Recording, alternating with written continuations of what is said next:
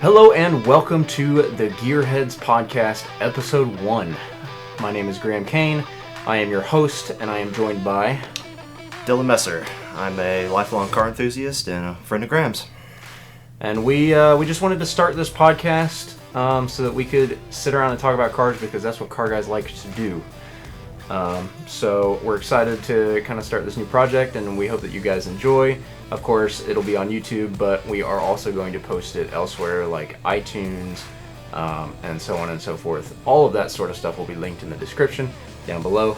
But anyways, I vote that we go ahead and just kind of jump into it and get started with some news. So, I think what we're going to do is lead it off with all of the news coming from Ford. Of course, the biggest of which is the new Bronco. And Dylan, if you want to say some things. Well, there's been a lot of news out of the Ford camp the last couple weeks. Fortunately, most of it's been exciting. First off, Ford has been showing us teasers of the new Bronco finally. Initially, they were going to release the Bronco on July 9th. Unfortunately, someone at the Ford camp missed the memo. That was O.J. Simpson's birthday. Yeah, that's a little... we're not going to go into why that's ironic, but if you want to learn more, just go on YouTube and Google O.J. Simpson Bronco car chase, and you'll have all your questions answered. So, Ford decided to change that to July 13th. Smart move, I agree. That was a little bit of a public outcry over that, so... Yeah. Not a good move, Ford.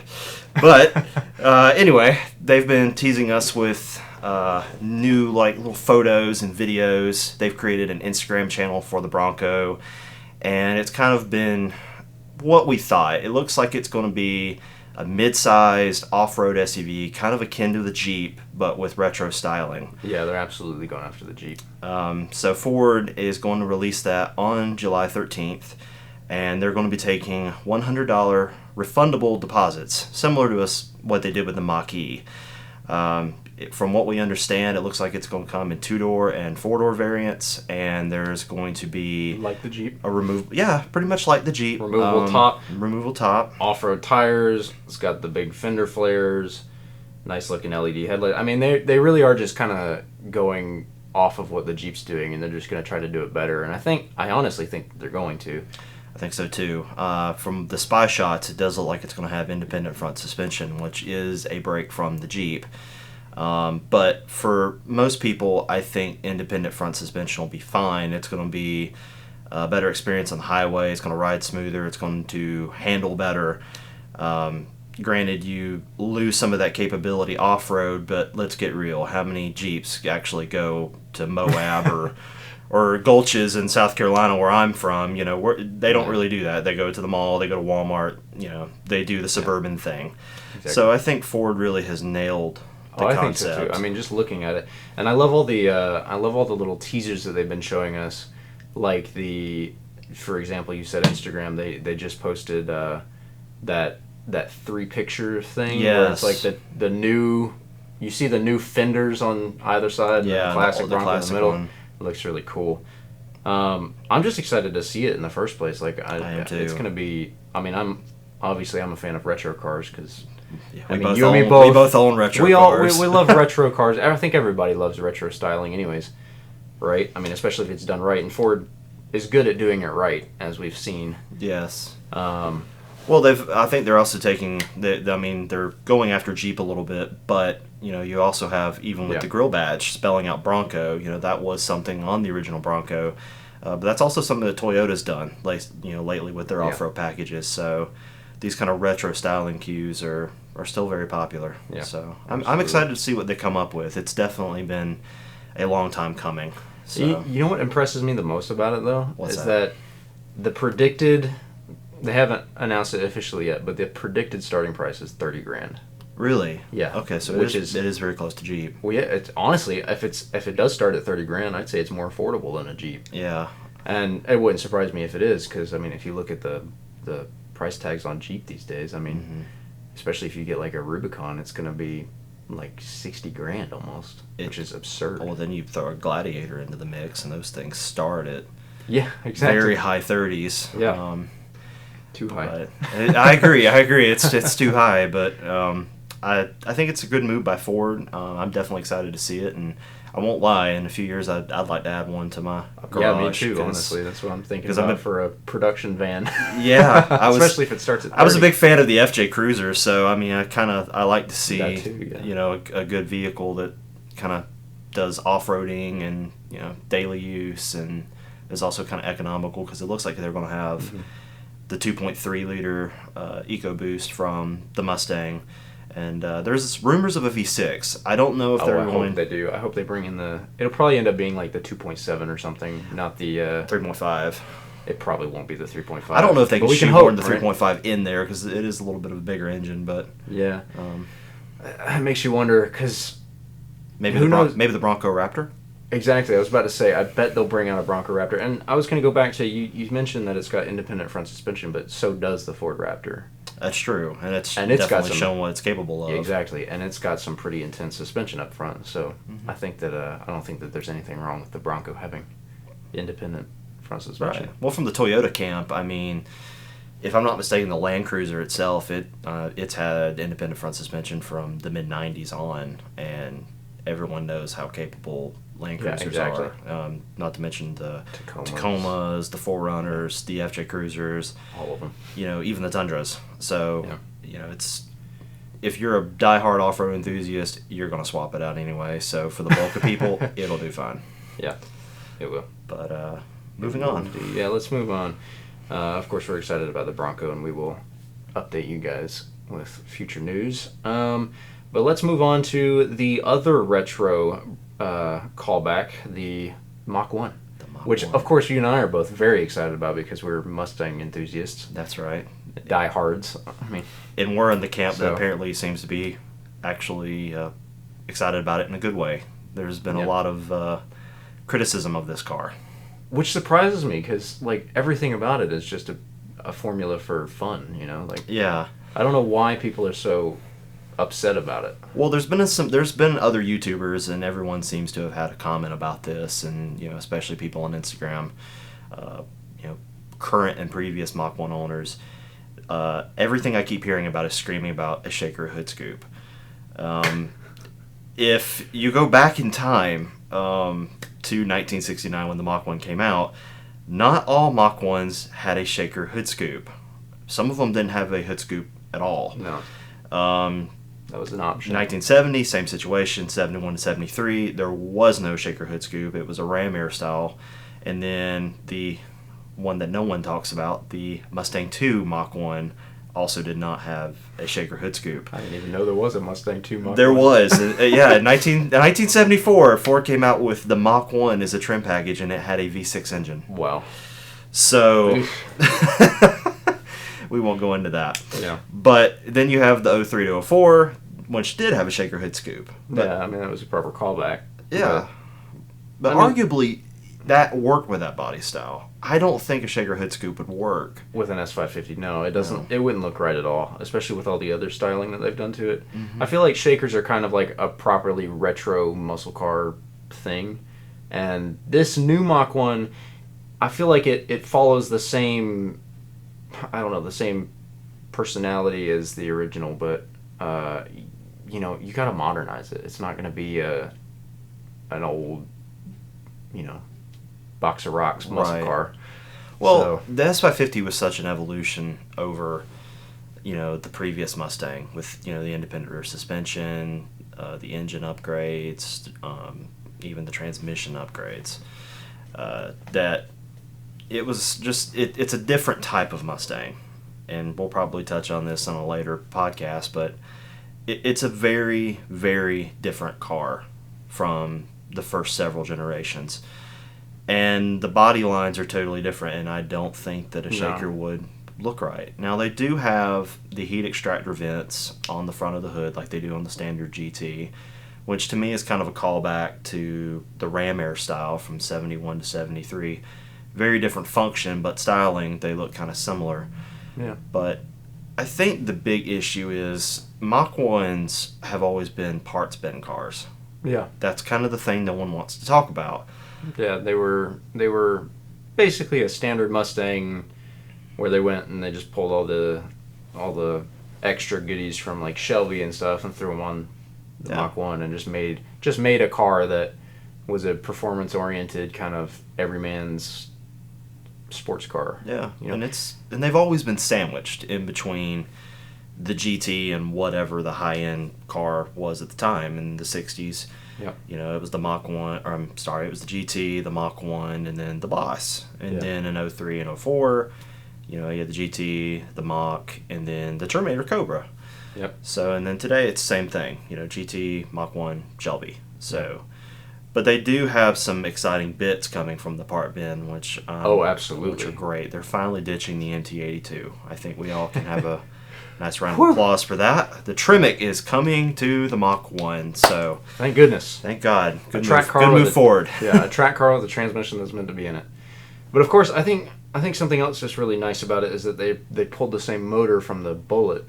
Yes, and are using that in the Mach 1, and that's a beautiful engine. So they did. And I mean, it's basically a 5-liter Coyote, but it's breathed upon a little bit. Yeah, with some Shelby goodies. It's like it's got the intake manifold and the oil cooler and all this stuff, all the good stuff that you need on the racetrack. And of course, there's so much extra stuff too that's thrown onto the Mach 1 that you don't realize is there. Basically, the underpinnings of the car are a GT350. It's closer to a GT350 than it is a GT. It's got the GT350 subframes. Like I said, it's got the intake, the oil cooler, the filter adapter, oil filter adapter. Brakes. It's got the brakes. It's got the same wheel setup and suspension geometry. It's got adjustable struts. It's got the spoiler off of a Shelby. Actually, the front splitter on the Mach 1 is more aggressive than on the Shelby. That's true. It's got the same axle cooling system off the GT350. It's got the same rear diffuser, and so on and so forth. Lots and lots of Shelby parts. So, like I said, it is actually closer to a Shelby GT350 than it is to a GT. And Ford billed this as one of the most track-capable Mustangs ever built. So yeah, especially from like a everyman's Mustang standpoint, like not Shelby badged. Yeah, and based on the Mustangs Ford's been cooking up in the last few years, I believe it's going to be a very nice car. Yeah, I think so too. Yeah, little controversial, but then again, just about everything in the car car world is controversial. Yeah, very true. But I mean, I'm absolutely stoked to see it. It's I mean, if I was going to buy a Mustang tomorrow, that's what I'd go and buy. I don't know. I think I'd still probably buy a leftover GT350, but that's just me. Yeah, I don't know, man. I really like the Mach 1. I think it's a pretty sweet car. Yeah. The only thing that I'm not crazy about is that hood decal. I don't. Well, I saw a car. I don't know if it was a prototype or one that had just been hadn't been prepped fully, but it was a gray Mach 1 in the launch color without the hood stripe. So we'll insert that here. But I don't know. I'd be interested to see what you guys think. Do you guys like the graphics package? Do you think it's too much? Do you think it's too little? Do you think this will resonate with buyers more? Because that was something a lot of people were talking about was, I'm a huge Bullet fan. I love the car. I love the film. Big Steve McQueen fan. So Bullet resonated with me, but not everyone in our generation knew who Steve McQueen was, and even fewer knew about the movie. For most people, it was just a green Mustang. Yeah. So as a result, a lot of them are still sitting on car lots, and you can get a pretty good deal on one because they're not selling. Yeah. Well, I also feel like part of the issue with the Bullet was that it's, unlike the Mach 1, it's a little bit too close to a standard GT to warrant the markup that you get. That's true. Because it's, I know the engine's tweaked, but that's really about the extent of it. That's true. I mean, it's basically a designer kind of package. You have a Highland green Mustang with nice wheels and a nicer interior and some nicer suspension and bits and what was the engine? It was like 480 horsepower, and the standard GT's like 460. So it's not a huge difference. We're talking about throwing a cold air intake on a standard GT, and you're probably right there. Yeah. But I don't know. I think the Mach-1 might do a little bit better with people, just simply out of name recognition. But it's going to be interesting to see. Yeah, I agree. Shall we move on? Sure. Okay. So for the next bit of the news, we're going to move on to Ford's cash cow, the F-150. Yep, the F-150. Which, and I think in my opinion, is very underwhelming. I'm not that impressed. I mean, I like the looks of the new headlights and stuff, but like they didn't change it up enough. You know, and I mean, it's one of those. I feel like it's one of those scenarios where it's like, if it ain't broke, don't fix it. Yes. Because the current F-150 is incredible. It's a really nice truck. It's super nice to drive, quiet, comfortable, can do just about everything that you want it to do. So I guess Ford just looked at it and were like, you know what, this looks good. Let's just kind of leave it alone. Well, I think Ford kind of took the approach GM did to the Camaro, which was they built a brand new car, and Ford does say this is an all-new F-150. Every body panel is new. Does it look brand new? That's arguable, but Ford took a conservative approach. They don't want to mess with a winning formula. Dodge, they took a few risks with their new styling. And they're good. There's good and bad elements to it. Chevrolet, on the other hand, my personal opinion, they did a horrible job with the Silverado redesign. I don't know who is in charge of GM's styling department, but whoever is churning out these designs needs to go, because they ruined the Camaro, they ruined the Silverado, the 2500 Silverado. I'm going to argue that even the Corvette doesn't look that good. Yeah, the Corvette's a little over the top. Just my opinion. Ford kind of did the right thing. They played it safe. Could they have gotten a little more bold with certain things? Of course, but I think overall they did a really good job with it. But they did include some interesting features. Of course, yeah, like the new touchscreen in the center, and of course the digital gauges. Yes, that's a big change. Those have carried over. Yeah, they also have a few other interesting things. The new Power Boost hybrid engine. They've combined an electric motor with the 3.5 liter EcoBoost.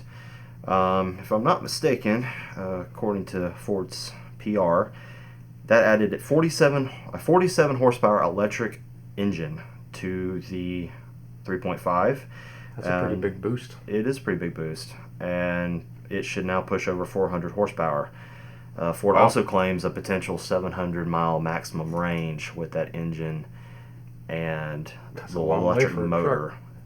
Granted, it's a very large gas tank that's paired with that, but that's an incredible range out of a pickup truck.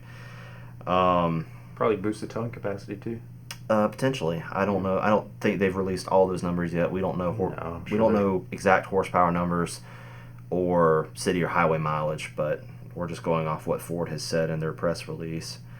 Another interesting feature was there was basically an onboard generator, where if you look in the back of the bed, there are a series of plug-ins and outlets. Yeah, so you can turn your tailgate into a workbench. Exactly. It's even got like the little place where you can put C-clamps and stuff on it. Yes, it's very cool. And Ford has said that the output will vary depending on what engine you pick out. So basically, if you go with the top of the line F-150, you're going to be able to power a lot of different accessories. And they've also said that it doesn't stop when you're driving. You can have your electric power accessories charging in the bed when you go from job site to job site. So it's pretty cool. That is cool. They're also have a sleeper passenger seat, which I thought was interesting. Yeah, I saw that. If you don't get enough sleep the night before and you just want to take a quick nap on your lunch break, you just fold that passenger seat down and take a nap. Yep. Then there's the shifter, which folds flat, and the armrest will fold on top of it, so you have a nice little workspace, a little desk in your F-150. So. Yeah. So they're thinking about the working man with the new. They really are. There's some gimmicks there, but gimmicks sell. So yeah, they do, especially for people that are using a truck as a truck. Correct. Ford did not decide to go along with the other two and turn your tailgate into the Swiss Army knife. They kept it simple and added things that I think people will actually appreciate. Yeah. So from what I understand, the new F-150 is going to be on sale this fall, and I'm looking forward to seeing it. I think it's a good addition to the lineup. It's supposed to start around $30K, and the upper trim level will probably be around $70K, like fully optioned out. But of course, there was rumors of the fully electric F-150, but we haven't heard anything about that, and we probably won't for another couple of years. Yeah, I think this power boost is kind of a test bed. Yeah, kind of an appetizer in a way to kind of show that Ford is serious about electrification and that the fully electric F-150 is coming, which I think is going to be interesting. I mean, I feel like they have to bring it out now with Cybertruck and everything. Exactly. That's a new market that people are excited about since the release of that truck. So it is. There's a lot of electric truck concepts out there. A lot of people are interested in electric trucks simply because of the sheer torque that those electric motors produce. So there's a lot of potential there. One thing that hinders most electric vehicles, though, is the range. So I'm going to be interested to see how Ford, Tesla, GM, Dodge, how they overcome these range limitations. Because with a truck, say Graham and Annika are going out to California for a race event. On their way there, they just pull into the Pilot gas station and they fill up in 10 minutes and they're back on the road. With the electric F-150, they're going to have to spend the night. So you'll have to stop and charge it for at least probably 4 hours, because I'd imagine the batteries for a truck are going to be pretty massive, pretty large. And then there's the long-term effects of Tesla's. What do they call it? The supercharging? Is that what it is? A supercharger? You can use it. It charges up much quicker, but there's a cost in the term of the life expectancy of the battery. So the technology's growing. It's advancing. It's interesting to watch, but it'll be there one day. Quite there yet. Yeah, not there yet. But since we're talking about electric vehicles, I guess we can transition into the other highly controversial member of the Ford family, the Mach-E. We're not going to call it a Mustang. It might wear the badge, but it's not a Mustang. So Ford has opened up the ordering books for the Mach-E. So those people that have placed reservations for the Mach-E during the launch can now go to their Ford dealer and transition those reservations into actual orders. Ford launched the configurator online, so now you can go online and configure your Mach-E. I think it's interesting to note that the base model, which starts at just over $43,000, will start off with a 220-mile range. You can get tax credits depending on where you live. There's also a federal tax credit. I think it's about $7,000. So that knocks off a little bit of a chunk off the top of your Mach-E. Good, but still, though, $40,000 for an electric car with 200-mile range. Yeah, but I mean, you look at the Tesla camp, and a comparable Tesla is what, 60, 70? Well, I guess. I mean, it's a lot more expensive, and the range isn't all that much better. That's true, I guess. So, and plus you have that legendary Mustang styling. Ooh, yeah. It looks like the Mustang went to Golden Corral one too many times. But yep. Anyway, the other thing about the Mach-E was that they are actually supposedly a little bit more powerful than they originally thought. They've completed their testing and everything, and they found that for most models, they're 20 to 30. They have about 20 to 30 more horsepower than what they originally stated. That's a pretty significant number, especially in an electric car. It is. For example, the all-wheel drive Mach-E, which are equipped with the extended range battery, are now rated at 346 horsepower and 428 foot-pounds of torque, which is an increase of 24 horsepower and 11 pound-feet of torque, while the rear-wheel drive models with the same size battery pack bumps from 282 and 306 to 290 and 317 respectively.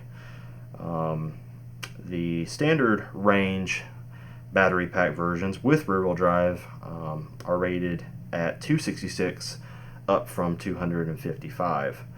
So not bad. No. It's going to be interesting. And now we're talking about battery packs and things like this. This is a little bit different, but yeah. I guess we better get used to it because this is the way of the future. Very true. So that's kind of interesting news about the Mach-E.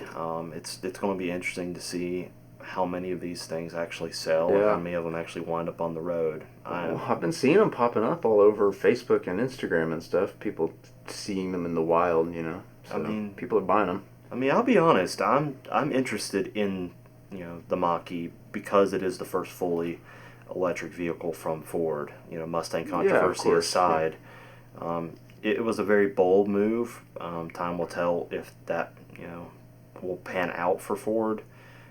Because it goes without saying it has not been very well received by the Mustang community. No. And it's interesting to watch, you know, the enthusiast debate about, is it a Mustang, is it not a Mustang? And even you have the Mustang Club of America, which is, you know, the Mustang's, you know, premier organization. Yeah. Now trying to debate, should we allow this thing into the shows? Should we allow this into the events? Yeah, I mean, well, I feel like in that case you kind of have to let it be a part of the events because it is a Mustang. It's part of the brand. Yeah, but you know, I mean, well, it's interesting because the Mustang 2 is no longer the bastard of the family. You know, now now you have the Mach-E. There's something worse. There's something worse. Yeah, I mean, I don't think it's that bad of a thing. I just don't agree with them putting the Mustang name on it. Yeah. Like, they could have called it the Mach-E. Like, that's a cool name for it, but... Yeah. I don't know. It was always an awkward situation because I don't know who at Ford one day decided that we needed to slap the Mustang name on an SUV. I don't know who greenlit that idea. Because even if they hadn't slapped the Mustang name on it, you know... the heritage would have been obvious because, I mean, it looks like a tall four-door S550. Yeah, it does. Yeah, I mean, they could have gone with the styling cues. They could have called it the Mach-E and just left it at that. You know, like it would have been apparent that they were, you know, they calling back to the Mustang. But I just feel like putting the badge on it, just. I don't know. I feel like it hurts the brand a little bit. Maybe. I don't know. I think it'll help them. It'll help them sell the Mach-E. Well, I remember Bill Ford in the release video was talking about how, you know, sometimes the Mustang owners, there comes a time in life where we have to let go of our beloved cars and buy SUVs and trucks or four-door cars because our families are growing. And this kind of allows people in a way to stay in a Mustang, to stay in the community, but they still get to keep their Mustang. That's a good point. But we're still going to have to debate on the gist of the issue. Is this actually a Mustang or not? But I think that what they should have done before bringing out the Mach-E as it is now, I think what they should have done is they should have gone after like the Tesla Model 3, which is a sedan. And then they could have put the Mustang badge on that, and it's like, oh, that's just a four-door Mustang. But like that's not so bad. But to begin to break people, we're going to break you in gently to this idea that we're transitioning Mustang into a brand, which is, I mean, I think that's kind of really an interesting idea by Ford because I mean, basically, when Hackett came in, he killed all the cars. The only car left is the Mustang. Well, the Fusion. The Fusion's still hanging on. Besides the Mustang, the Fusion is the only traditional car left in the North American market. But they're going to stop producing it soon, aren't they? Pretty soon. I think probably 2021, 2022 is probably going to be its last year. So it's gotten that. Which is insane because the Fusion actually sells very, very well here. It does, yeah. Because not everyone wants an SUV. No. But Ford will learn that. Hopefully it's not a fatal lesson for the company. Well, I don't think it will be. They've got so many other exciting things coming out that, you know, people are interested in. So I don't think it's gonna hurt them to axe the cars. It's just unfortunate for the people like us who really like them. We're the car enthusiasts. Yeah. Because I mean, the last few years for Ford have really been a renaissance in a way because I mean, we've had some incredible performance cars come out over the last couple of years. The SST, Focus RS, the SHO. Yeah. What else? The Raptor. Yeah. I mean... Well, I mean, the Raptor's not going anywhere. It's a truck. So, it's a truck. It's safe, but, but still, I mean, we've had these incredible performance cars, and then, I mean, we've had the rebirth of Shelby with the GT350 and the GT500, the Hypo EcoBoost Mustang. I mean, the GTs are better than they've ever been in the Ford Mustang's history. Yeah. So, I think the Mach-E is really just adding another option for people. And if you hate it, hate it. You're not going to, we're not going to change your opinion in this podcast. But I would just suggest keep an open mind, because I think the Mach-E is kind of a glimpse into Mustang's future. Because a fully electric Mustang is coming. Ford hasn't announced it, but I feel pretty confident in saying that if Mustang is going to survive, it will have to go fully electric. But we'll save that for another podcast, and we'll discuss the future of Mustang. So, I think that's a good idea. So shall we move it on? I think so. Rounding out Ford, Lincoln has announced that this year will be the last for the Continental. It was reintroduced in 2016 after a 14-year absence, and it will die again, unfortunately. So this year will be the last for sales in the United States. It will continue for one more year in China. The Chinese love big American cars, and they have really enjoyed the Continental, so they get to enjoy it for one more year. So it's kind of sad. Nice. I always hate seeing an iconic brand or iconic model, die off, but I think we'll see it again one day. Probably. Once Ford decides they want to bring cars back. Maybe one day. Yeah. Which I think they will, Yeah. So, closing out Ford, moving on to General Motors. Yeah. This is the American episode, if you guys couldn't tell.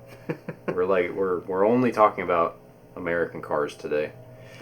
Well, we have to work with the news that we're given, and unfortunately, it's been a very good period for American automotive history. Yeah. Well, I love this story that you've dug up about Chevy. I think it's a really cool one. I think it's something that you guys will find cool too. I mean, I'm all sorts of into this kind of thing.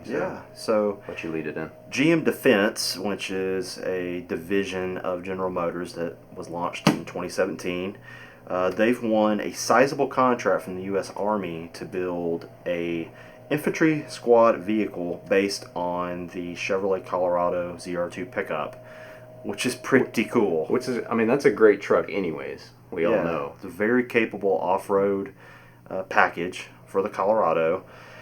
So I think it's even cooler that the ISV uses 90% off-the-shelf parts, including the Colorado's 186 horsepower, 2.8-liter turbo diesel 4-cylinder, and its 6-speed automatic transmission. Yeah.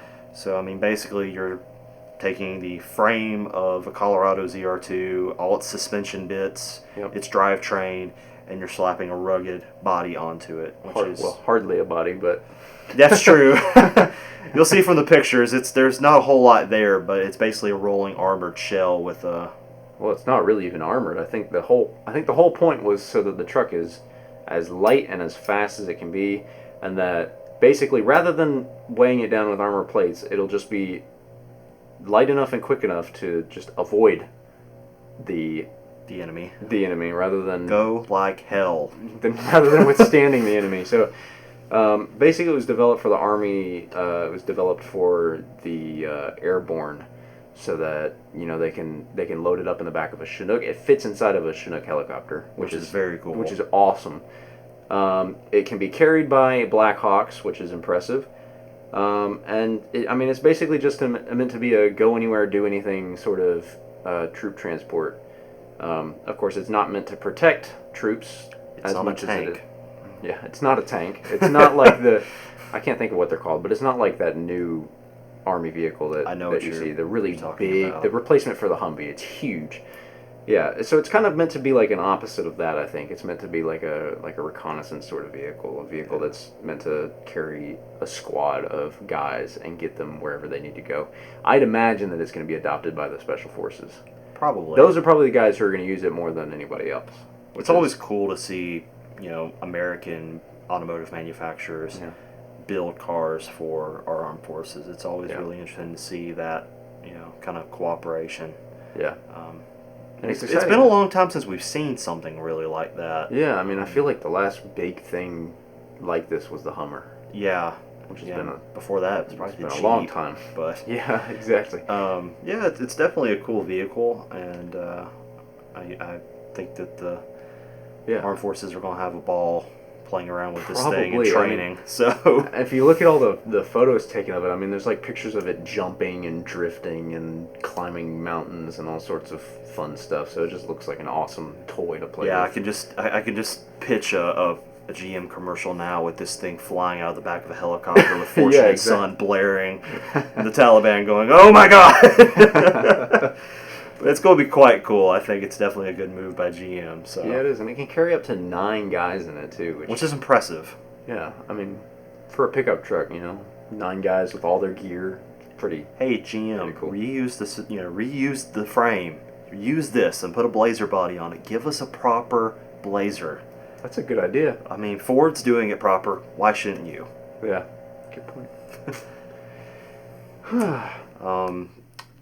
For a little bit of COVID-related news, UAW is calling to shut down the Arlington assembly plant, which is notable because it is one of the largest and most profitable GM plants in the world. Nearly 5,000 people are employed at this plant alone.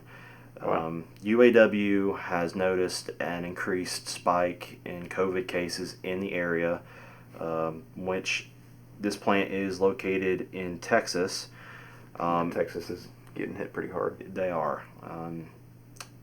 They build the Escalade, the Yukon, the Tahoe, the Suburban. So basically all of these very profitable, high-selling, full-size SUVs are built at this plant. So UAW filed a formal request with GM to close the plant temporarily to help protect the workers. So it's going to be interesting to see how GM responds to this request, because if it doesn't go the way UAW wants, looking at history, they'll just strike. So yeah, I don't know. I don't know how to feel about it, because I understand GM's position.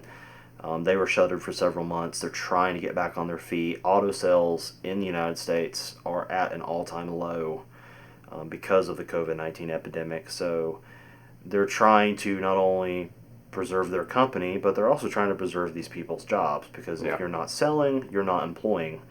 But I also understand UAW's perspective in you can rebuild a company, you can rebuild jobs, but you can't rebuild lives. I mean, GM's been bailed out before, so just do it again. So, on that note, I mean, they're building vehicles for the government again. I mean, they got good money, so yeah, they're doing fine, right? All right, so moving on, and I'm gonna turn it over to Graham for the Dodge segment. to wrap up the news, I wanted to talk about something very cool coming from Dodge. They've got a lot of cool stuff coming out, but I wanted to focus on one car in particular, and that is the new Charger Hellcat Redeye widebody, which is quite a name. But of course, everybody's familiar with the Challenger and the Challenger Redeye, Hellcat Redeye. So this is kind of going along the same lines as that. It's, of course, a beefed up, souped up version of the Hellcat. It has 797 horsepower. Which is thanks to more boost and an engine that is able to rev higher. But the most prominent headline about this car, and this is what really caught my attention and why I wanted to include it, is that it has a 203 mile an hour top speed. It is the most powerful, fastest production sedan in the world. Really? Yes. I wonder how quickly it can empty its tank. Probably especially at 203 miles an hour. Wow. I mean, probably takes the whole tank to get there, but yeah. I mean, that's always been fascinating to me, is the engineering that's required to keep these cars on the ground when they're reaching this kind of speed. Because I mean, technically speaking, most planes have already lifted off at 200 miles an hour. They are in the air, so it's quite a feat of engineering to keep these things on the ground at this speed. That's true. And then how quickly they empty their tank. Yeah. And you know it's going to empty its tank quickly, too, because it has 20 by 11-inch wheels. All the way around? Yes. Wow. Square.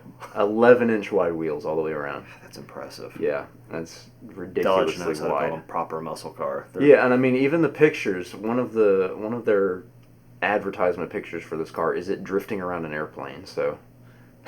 That's just awesome. I mean, I've always said that Dodge has the best advertising department. Like, they know their clientele. Yeah. They know who's buying these cars. They know who wants these cars, so they do the ads right. They don't try to fancy it up and make it look all commercial. They have fun with it. I think the only... Like, there's several companies that do advertising very well, and Dodge is definitely one of them. They're probably my favorite, to be honest. Yeah, I mean, the other one is probably like Volkswagen. They do a really good job of tapping into nostalgia with their products and with their advertising.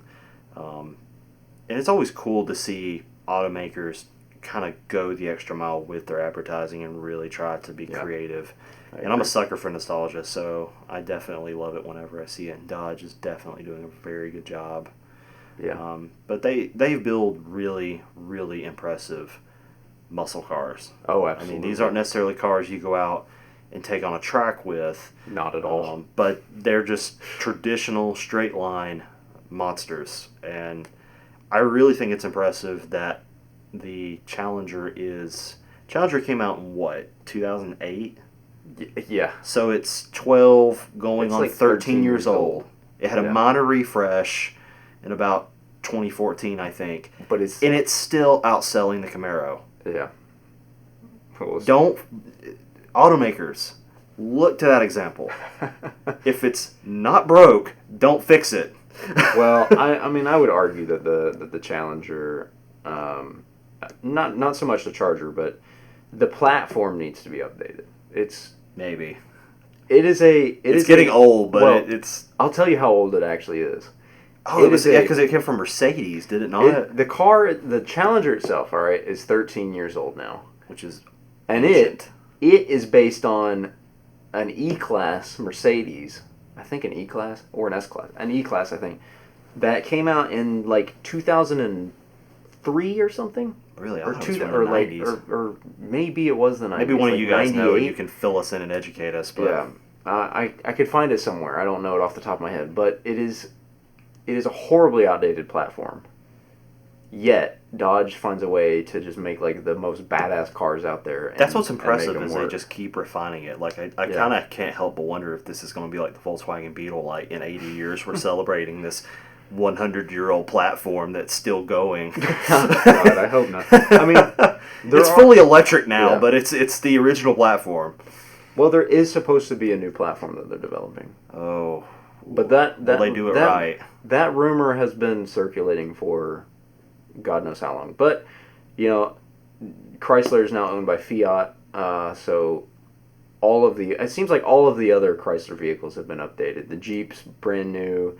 Right. The Durango is all new, and so it just kind of feels like the Challenger and the Charger are on the list, and they're going to come out with something new next. And I hope, I mean, it seems to me like they know what formula works for them. They know that classic works. They know that people like big iron block V8s. Well, if anything, they can take the Ford approach, like Ford did with the F-150, and keep that conservative styling. I think that's what they're going to do. Refine the platform, because I think it's really great. Like an example of the GT500 and like the ZL1 Camaro. You know, you have an example of a car that is very, very high horsepower. You know, it is still a straight line monster, but that thing can also take on a track. Yeah. And it's really, really cool when you find a car that can strike that balance. Yeah. You know, I've seen Challengers and I've seen Chargers on the track, and they do a good job, but it definitely takes a little bit more, driver mod to try to. They can be really fast on a track, but you gotta know how to handle them. Yes. Yeah, because they're definitely not designed with a road course in mind. Our Challengers, are they still in? Do they have solid axle suspension like the Mustang, or are they IRS? I think they've been IRS since they came out. I wasn't sure about that, but yeah, at least they jumped on that. They jumped on that boat early. At least they had that But- going for them. I can only imagine if it Yeah. was still straight or solid axle. Yeah. Quite Yeah. a car, but Yes, indeed. Yeah, and those is the Charger Hellcat Redeye wide body is supposed to start around $85,000, which sounds like a lot, but then you also look at the fact that it has 800 horsepower and can go 200 miles an hour, and it's got 4 doors. You can do that with your family in the back seat, which I don't recommend doing, but have a good divorce lawyer. Yeah, that's cheap for what it is, for the performance you get. So I've always admired Dodge for that. They keep their cars affordable and just give you Affordable performance is yeah. definitely a good thing to aspire to. So, Yes, I agree. because that's the unfortunate reality of a lot of these newer cars is that they're just being priced. They're too expensive. They're too expensive, and they're before COVID, auto sales were sloping, and now they're like, well, why are we not selling cars? Well, there's only a fraction of the population in the country that can afford these high performance cars, and now they don't have the money to spend on now these they high don't have the performance money. cars. Yeah, But so hopefully that doesn't affect Dodge and Ford and Chevy too much, but I guess we will see. we'll see. I think this is a sweet car though, and I'm excited to hear more about it. I mean, it's just released. It's got all sorts of nice new looks about it that the previous Chargers have not had. Well, hopefully. So it's got all the matte black hood and roof and big wheels and wide body and redesigned front bumper, rear bumper, all that sort of good stuff. So it looks pretty mean. Well, if you have one of these cars on order, when you receive it, if you want to see it on YouTube and hear our opinions, let us know. give us a shout after the show. Yeah. Yep. And it's supposed to hit in early 2021, so we'll see more about it soon. All right. And that just about wraps it up, except I do have one little tidbit that I'd like to add from Dodge, and this is just a rumor that I've heard. There's really not that many stories about it either, but I have seen in a few places that there are whispers that there's a new Viper coming. Really? Yep. Okay. So how long's it been since we've been without a Viper? When did the Viper end? Was it 2018? I think so. It was only a few years ago. Yeah, it was just a couple years ago that they stopped the production of it. Of course, it's still a very popular thing. It is. But I think Viper was always a popular car because it was a very raw, untamed kind of car. And it was also really, truly one of the last cars that Carroll Shelby had direct involvement with building. Yeah, that's not true. just putting his name on it, but actually being with Dodge in the development process, giving his input and his expertise, which I think adds a cool element to Viper history. I think one of the coolest things about the Viper is that it is based on the Shelby Cobra. Yeah, I mean that's what the styling is based on, which is awesome. Yeah, I mean, well, that was, Shelby was one of the ones that was kind of trying to convince Lee Iacocca to bring the Viper to life. And it came in a really interesting period for Dodge because they had just really kind of got back on track when this thing came out. So it was kind of a symbol to say, hey, we're back in the performance car game. And it really, when it came out, no one really knew what to think about it because we hadn't seen anything like that. No, it was a in pretty a very wild long car. time. It was a very wild car. I mean, V10, no stability control. I mean, a death trap, really. It was a death trap. I mean, I really think it's something along the lines of 50% of Vipers were wrecked in the first year, so the insurance premiums were massive. So you really had to know how to drive one, or you just really had to have a ginger foot. But I think it would be awesome to see a Viper come back because it's going to. This is what they've done the whole time that they've been around. Is they'll make it for a window, they'll stop. They'll produce it. They'll produce another model for a window, and they'll stop. Which I don't get. I mean, just keep it going. Yeah, I mean, I feel like that's like Mustang and Corvette. I guess it's because they're pretty continuous.